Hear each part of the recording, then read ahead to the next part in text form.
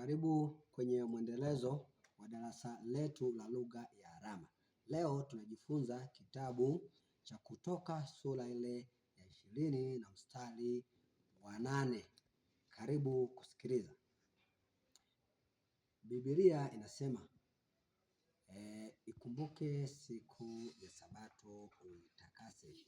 Siku 6 fanya kazi, utende mambo yako yote, lakini siku ya 7 ni Sabato ya Bwana Mungu wako.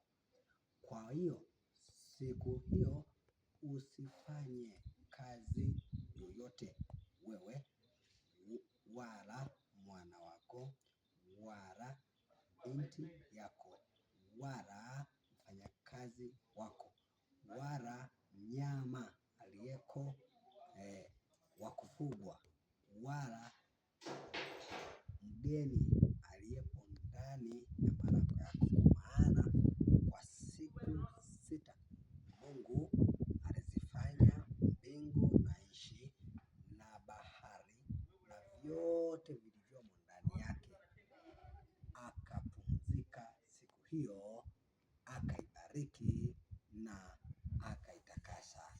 Bwana awabariki wote mnaofuatilia